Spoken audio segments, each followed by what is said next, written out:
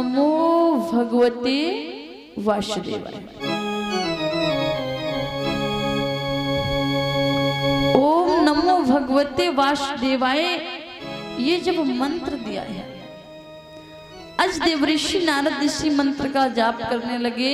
वो संत महात्मा वहां से चले गए।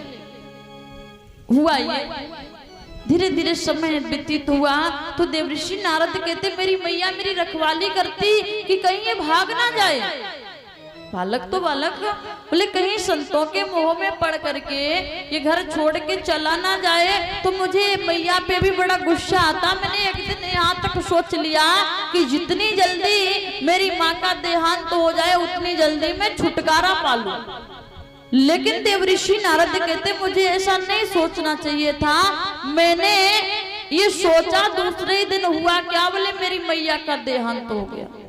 मेरी माँ गाय धोने के लिए जाते हैं, उसे सर्प ने डस लिया, मैया का देहांत हो गया। अब मुझे लगा कि ये भी प्रभु की इच्छा है, क्योंकि महाराज जो भगवान का भक्त होता है ना, उसके जीवन में बुरा हो भला हो पर वो सोचता एक ही बात है कि ये मेरे गोविंद की इच्छा है और उसकी इच्छा के बिना क्या हो सकता है।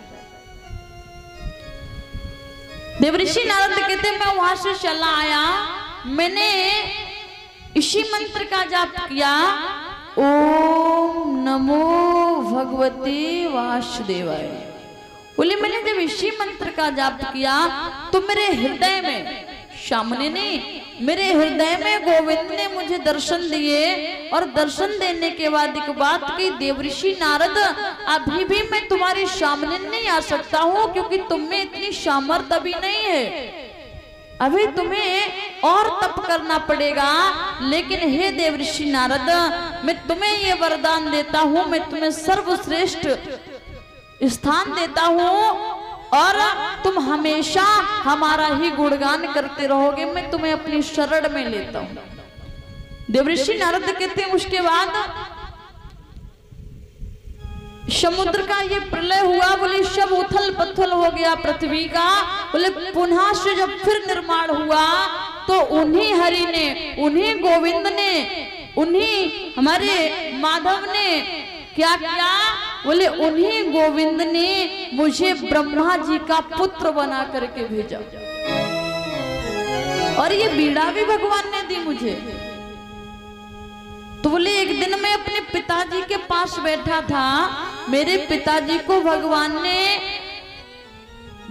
ने ये कथा सुनाई। बोले श्रीमद् भागवत कथा भगवान ने ब्रह्मा जी को सुनाई और ब्रह्मा जी ने वही कथा 4 श्लोकों में देवऋषि नारद को सुना दी।